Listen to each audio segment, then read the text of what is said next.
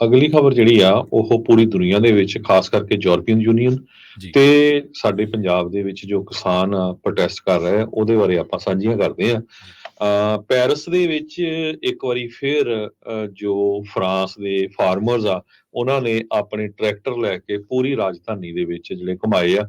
ਬੜਾ ਹੀ peaceful protest ਸੀ ਜੋ ਪੰਜਾਬ ਵਾਲੇ ਮੰਗ ਰਹੇ ਆ ਕਿ ਸਾਨੂੰ ਜੀ ਦਿੱਲੀ ਜਾਣ ਦਿੱਤਾ ਜਾਵੇ। ਜੀ, ਹਾਲਾਂਕਿ 3 ਹਫ਼ਤੇ ਪਹਿਲਾਂ ਪੈਰਿਸ ਨੂੰ ਪੂਰੀ ਤਰ੍ਹਾਂ ਜਿਹੜੇ ਟਰੈਕਟਰਸ ਆ ਉਹਨਾਂ ਨੇ ਘੇਰਿਆ ਹੋਇਆ ਸੀ। ਹੂੰ, ਉਸ ਤੋਂ ਬਾਅਦ ਜਿਹੜੀ ਉੱਥੇ ਦੀ ਸਰਕਾਰ ਆ ਉਹਨਾਂ ਨੇ ਇਹ ਕਿਹਾ ਵੀ ਅਸੀਂ 400 ਮਿਲੀਅਨ ਪਾਉਂਡ ਜੋ ਲੋ ਅਰਨਰਸ ਹੈਗੇ ਆ ਤੇ ਕਿਸਾਨ ਆ ਉਹਨਾਂ ਨੂੰ ਉਹਨਾਂ ਦੀਆਂ ਜੋ ਸਰਵਿਸਿਜ਼ ਆ ਉਹਨਾਂ ਦੇ ਜਿਹੜੇ ਫੀਲਡ ਆ ਉਹਦੇ ਵਿੱਚ ਦੇਣ ਜਾ ਰਹੇ ਹੈਗੇ ਆ। ਐਕਸ ਦੇ ਉੱਤੇ ਉਹਨਾਂ ਦਾ ਜੋ ਟਵਿੱਟਰ ਅਕਾਊਂਟ ਆ ਉਹਦੇ ਤੇ ਵੀ ਬਹੁਤ ਜਿਹੜਾ ਜ਼ੋਰ ਚੱਲ ਰਿਹਾ ਹੈਗਾ। ਇੱਕ ਟਰੈਕਟਰ ਨੇ ਲਿਖਿਆ ਸੀ death is in the field, ਤੇ ਖੇਤਾਂ ਦੇ ਵਿੱਚ ਮੌਤ ਹੀ ਮੌਤ ਹੈ। ਹੁਣ ਦੇਖੋ ਵੀ ਪੂਰੀ ਯੂਰਪੀਅਨ ਯੂਨੀਅਨ ਦੇ 27 ਮੁਲਕਾਂ ਦੇ ਵਿੱਚ ਇਸ ਟਾਈਮ ਦੇ ਉੱਤੇ ਪ੍ਰੋਟੈਸਟ ਚੱਲ ਰਿਹਾ ਹੈ ਤੇ ਕਿਤੇ ਵੀ ਇਦਾਂ ਦੀ ਇਨਸੀਡੈਂਟ ਨਹੀਂ ਆਈ ਕਿਸੇ ਦੇ ਉੱਤੇ ਟੀਅਰ ਗੈਸ ਸਿੱਟੀ ਗਈ ਹੋਵੇ, ਕਿਸੇ ਨੂੰ ਗੋਲੀਆਂ ਨਾਲ ਮਾਰਿਆ ਗਿਆ ਹੋਵੇ, ਇਦਾਂ ਦਾ ਕਿਤੇ ਨਹੀਂ ਆਇਆ। ਈਵਨ ਫਰਾਂਸ ਦਾ ਜੋ ਪ੍ਰੈਜ਼ੀਡੈਂਟ ਆ ਇਮੈਨੂਅਲ ਮੈਕਰਨ ਉਹ ਇਸ ਸ਼ਨੀਚਰਵਾਰ ਨੂੰ ਇੱਕ ਪੈਰਿਸ ਦੇ ਵਿੱਚ ਐਗਰੀਕਲਚਰ ਫੇਅਰ ਹੋਣ ਜਾ ਰਿਹਾ ਆ। ਕਿਸਾਨਾਂ ਦਾ ਮੇਲਾ ਜਿੱਦਾਂ ਤੁਸੀਂ ਦੇਖਿਆ ਸੀ ਟੁਲੈਰੀ ਦੇ ਵਿੱਚ ਹੋਇਆ ਸੀ ਪਿਛਲੇ ਦਿਨਾਂ 'ਚ, ਤੁਸੀਂ ਪੰਜਾਬੀ ਰੇਡੀਓ ਯੂਐਸਏ ਦੇ ਉੱਤੇ ਦੇਖੇ ਵੀ ਆ ਉਹਨਾਂ ਨੂੰ। ਜੀ, ਉੱਥੇ ਜਿਹੜੀ ਇੱਕ ਬਹੁਤ ਵੱਡੀ ਡਿਬੇਟ ਹੋ ਰਹੀ ਆ ਫਾਰਮਰਸ ਦੇ ਨਾਲ, ਸੁਪਰਮਾਰਕੀਟ ਸੀਈਓਜ਼ ਦੇ ਨਾਲ ਤੇ এনवायरमेंटल ਗਰੁੱਪਸ ਦੇ ਨਾਲ।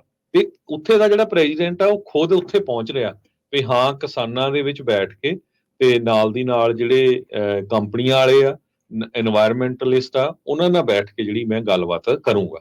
ਕਿਤੇ ਕਿਸੇ ਦੇ ਡੰਡਾ ਨਹੀਂ, ਕਿਤੇ ਅਥਰੂ ਗੈਸ ਨਹੀਂ, ਕਿਸੇ ਨੂੰ ਕੋਈ ਗਾਲਾਂ ਨਹੀਂ ਹੈ। ਇਹ ਜੋ ਦੁਨੀਆ ਦੀਆਂ ਡੈਮੋਕ੍ਰੇਸੀਜ਼ ਆ ਉੱਥੇ ਸਾਰਾ ਕੁਝ ਵਾਪਰ ਰਿਹਾ ਹੈਗਾ। ਪੋਲੈਂਡ ਦੇ ਵਿੱਚ ਵੀ ਬਹੁਤ ਵੱਡਾ ਪ੍ਰੋਟੈਸਟ ਹੋਇਆ। ਰਸ਼ੀਅਨ ਪ੍ਰੈਜ਼ੀਡੈਂਟ ਵਲਾਡੀਮੀਰ ਪੁਟਿਨ ਨੇ ਯੂਕਰੇਨ ਦੇ ਵਿੱਚ ਜੰਗ ਛੇੜੀ ਹੋਈ ਹੈਗੀ ਆ ਤੇ ਪੋਲੈਂਡ ਦੇ ਵਿੱਚ ਵੀ ਕਾਫੀ ਜਿਹੜੇ ਨਾਅਰੇਬਾਜ਼ੀ ਹੋਈ ਆ। ਇਸ ਤੋਂ ਬਿਨਾਂ ਹੋਰ ਜਿਹੜੇ ਯੂਰਪੀਅਨ ਯੂਨੀਅਨ ਦੇ ਮੁਲਕ ਹੈਗੇ ਆ ਆਪਾਂ ਪਿਛਲੇ ਦਿਨਾਂ ਤੋਂ ਵੀ ਉਹ ਕਵਰ ਕਰਦੇ ਆ ਰਹੇ ਆ ਵੀ ਕਿੱਦਾਂ ਉੱਥੇ ਦੇ ਜਿਹੜੇ ਕਿਸਾਨ ਆ ਉਹ ਕਹਿ ਰਹੇ ਵੀ ਅਸੀਂ ਤਾਂ ਉੱਜੜ ਜਾਵਾਂਗੇ। 27 ਕੰਟਰੀਆਂ ਦੀ ਯੂਰਪੀਅਨ ਯੂਨੀਅਨ ਜਿਹੜੀ ਪਾਰਲੀਮੈਂਟ ਬਣੀ ਹੋਈ ਆ ਉਹਦੇ ਵਿੱਚ Belgium, Netherland, France, Germany Germany ਦੇ ਵਿੱਚ ਬਹੁਤ ਵੱਡੇ ਪ੍ਰੋਟੈਸਟ ਹੋ ਰਿਹਾ ਕਿਉਂਕਿ ਉੱਥੇ ਡੀਜ਼ਲ ਦਾ ਜਿਹੜੀ ਫਿਊਲ ਸਬਸਿਡੀ ਆ ਉਹ ਘਟਾ ਦਿੱਤੀ ਗਈ ਹੈਗੀ ਆ। ਇੱਕ ਟਾਈਮ ਦੇ ਉੱਤੇ ਕਹਿੰਦੇ ਬੰਦੇ ਕਰ ਦੇਣੀ ਹੈਗੀ ਆ। ਸੋ ਯੂਰਪ ਦੇ ਵਿੱਚ ਕਲਾਈਮੇਟ ਨੂੰ ਲੈ ਕੇ ਬਹੁਤ ਜ਼ਿਆਦਾ ਜਿਹੜਾ ਰੌਲਾ ਹੈਗਾ। ਪੰਜਾਬ ਦੇ ਵਿੱਚ ਤੁਹਾਨੂੰ ਪਤਾ ਹੀ ਆ ਵੀ ਕਿੱਦਾਂ ਦੀ ਜਿਹੜੀ ਸਿਚੁਏਸ਼ਨ ਇਸ ਟਾਈਮ ਦੇ ਉੱਤੇ ਬਣੀ ਹੋਈ ਹੈਗੀ ਆ। ਸੋ ਇਸੇ ਤਰ੍ਹਾਂ ਚੈਸੋਸਲੋਵਾਕੀਆ ਦੇ ਵਿੱਚ ਵੀ ਜੋ ਪ੍ਰੋਟੈਸਟ ਆ ਉਹ ਵੱਡੀ ਗਿਣਤੀ 'ਚ ਹੋ ਰਹੇ ਆ। ਚੈਚ ਜੋ ਫਾਰਮਰਸ ਹੈਗੇ ਆ ਉਹ ਕਹਿ ਰਹੇ ਆ ਵੀ ਗ੍ਰੀਨ ਡੀਲ ਜੋ ਆ ਉਹ ਸਾਨੂੰ ਤਬਾਹ ਕਰਕੇ ਰੱਖ ਦਊਗੀ।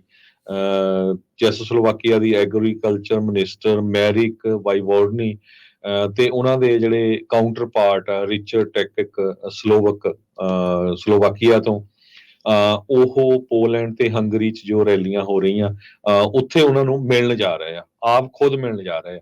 ਤੇ ਹੁਣ ਤੁਸੀਂ ਸਿਚੁਏਸ਼ਨ ਦੇਖੋ ਵੀ ਪੰਜਾਬ ਦੀ ਕੀ ਬਣਦੀ ਜਾ ਰਹੀ ਹੈਗੀ ਆ।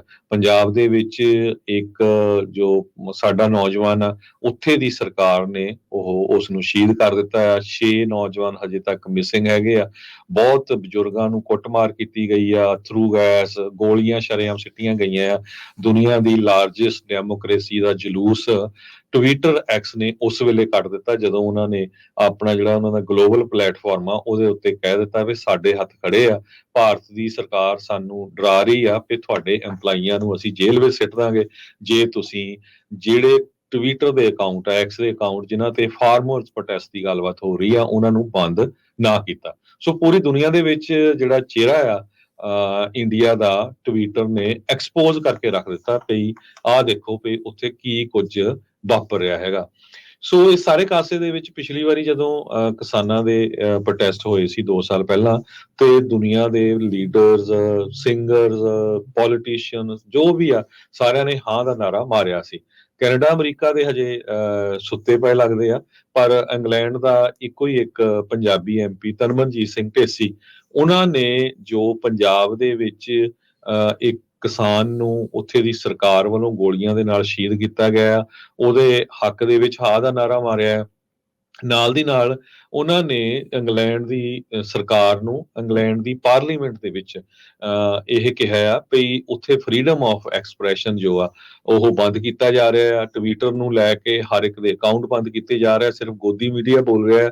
ਸੋ ਉਹਦੇ ਸੰਬੰਧ ਦੇ ਵਿੱਚ ਜਿਹੜੇ ਉੱਥੇ ਦੇ ਸਪੀਕਰ ਆ ਬ੍ਰਿਟਿਸ਼ ਪਾਰਲੀਮੈਂਟ ਦੇ, ਉਹਨਾਂ ਨੇ ਇਹ ਕਿਹਾ ਵੀ ਜਿਹੜੇ ਸਾਡੇ ਕਾਊਂਟਰ ਪਾਰਟਸ ਇੰਡੀਆ ਦੇ ਫੋਰਨ ਮਿਨਿਸਟਰੀ ਦੇ ਹੈਗੇ ਆ, ਉਹਨਾਂ ਦੇ ਕੋਲ ਅਸੀਂ ਇਹ ਪ੍ਰੋਟੈਸਟ ਕਰਨ ਜਾ ਰਹੇ ਆ। ਦੁਨੀਆ ਦੇ ਕਿਸੇ ਵੀ ਡੈਮੋਕ੍ਰੈਟਿਕ ਕੰਟਰੀ ਦੇ ਵਿੱਚ ਹਰ ਇੱਕ ਬੰਦੇ ਨੂੰ, ਉੱਥੇ ਦੇ ਵਸਿੰਦੇ ਨੂੰ ਫਰੀडम ਆਫ ਐਕਸਪ੍ਰੈਸ਼ਨ ਦਾ ਪੂਰਾ ਹੱਕ ਹੈਗਾ ਆ, ਉਹਨੂੰ ਆਜ਼ਾਦੀ ਨਾਲ ਬੋਲਣ ਦਾ ਪੂਰਾ ਹੱਕ ਆ। ਜੇ ਤੁਸੀਂ ਉਸ ਨੂੰ ਦਬਾਨੇ ਆ, ਇਹ UN ਚਾਰਟਰ ਦੇ ਅਗੇਂਸਟ ਆ, ਇਹ ਸ਼ਰੇਆਮ ਧੱਕਾ ਹੈਗਾ। ਜੀ ਬਿਲਕੁਲ। ਤੇ ਉਹਨਾਂ ਨੇ ਜਿਹੜੇ ਪਾਰਲੀਮੈਂਟ ਦੇ ਵਿੱਚ ਇਹ ਗੱਲਾਂ ਕਰੀਆਂ ਨੇ, ਆਪਾਂ ਉਹਨਾਂ ਨੂੰ ਗੱਲਾਂ ਨੂੰ ਵੀ ਸੁਣਦੇ ਹਾਂ, ਕਿਸ ਤਰੀਕੇ ਦੇ ਨਾਲ ਬੜੇ ਠੋਸ ਰੂਪ ਦੇ ਵਿੱਚ, ਬੜੀ ਕਾਰਗਰ ਤਰੀਕੇ ਦੇ ਨਾਲ ਉਹਨਾਂ ਨੇ ਸ਼ਹੀਦ ਹੋਏ ਕਿਸਾਨ ਦਾ ਮੁੱਦਾ ਉੱਥੋਂ ਦੀ ਪਾਰਲੀਮੈਂਟ ਦੇ ਵਿੱਚ ਚੁੱਕਿਆ।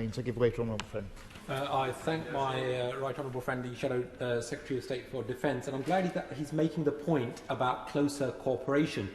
Indeed, having undertaken a visit to Norway recently because of the excellent Armed Forces Parliamentary Scheme, I saw some of the amazing work being undertaken by our Marine Commandos out in Norway. And does he agree that we need to have closer cooperation, especially with those Scandinavian nations, because of the increased Russian threat?